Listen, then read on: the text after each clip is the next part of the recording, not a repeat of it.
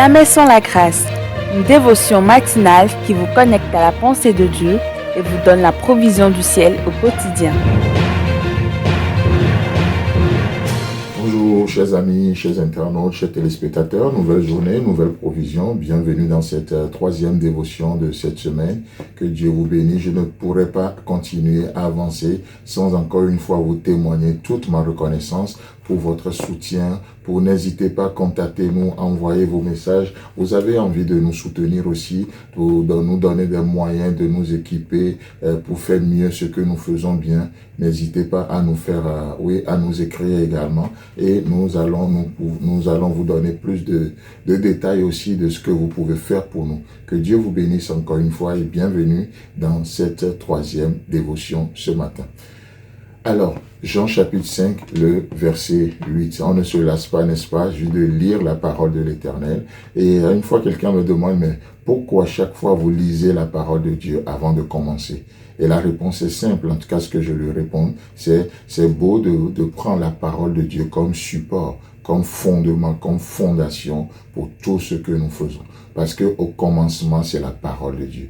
Au commencement, c'est la parole de Dieu. Au commencement, ce n'est pas une histoire, ce n'est pas une philosophie, ce n'est pas une façon de faire, ce n'est pas, non, mais la parole de Dieu. Et tout ce que nous faisons, que ce soit les actes, que ce soit les réflexions, que ce soit les décisions, tout doit avoir pour base la parole de Dieu, les saintes écritures. Et donc, dans Jean chapitre 5, le verset 8, « Lève-toi, lui dit Jésus, prends ton lit et marche. » Alors, depuis un moment, on n'a plus lu vraiment les commentaires. Ça ne veut pas dire qu'on n'en a pas eu, mais je les réserve. Peut-être Dieu voulant, nous allons pouvoir partager aussi les commentaires très édifiants que nous recevons de nos internautes avec vous également. Donc, continuez de nous les envoyer, n'hésitez pas, ça nous bénit tellement. Et donc, lève-toi, lui dit Jésus, prends ton lit et marche. Alléluia. Une chose que nous voyons hier, justement, c'est que lorsque Jésus, nous faisons cette rencontre avec notre Seigneur Jésus, qu'est-ce qui se passe? Tous, autant nous sommes, nous avons quelque chose à prendre. Et si vous n'avez rien à prendre, c'est qu'il n'a rien fait pour vous. C'est que vous n'avez pas reçu cette délivrance-là. Parce que la chose de laquelle il vous a délivré devient votre domaine de définition, devient votre domaine où vous pouvez montrer ce Dieu vivant, ce Dieu qui délivre, ce Dieu qui libère. Et ce n'est plus un sujet de honte. Nous sommes appelés à glorifier Dieu désormais par ce domaine ou dans ce domaine-là. Pour certains, c'est leur lit, pour d'autres, c'est leur mariage. Pour d'autres, c'est pas leur vie professionnelle, peu importe la nature de votre lit. Prenez ce lit et continuez de rendre grâce, continuez par témoigner autour de vous. Amen. Donc, prends ton lit, en d'autres termes, souviens-toi de ce que Jésus a fait pour toi. Et ce lit, certains, comme on le disait hier, l'ont jeté. Ainsi, aujourd'hui, ils pensent que c'est par leur force qu'ils sont bénis. Ils ont mis Dieu de côté, ils deviennent la source. Donc, prends ton lit.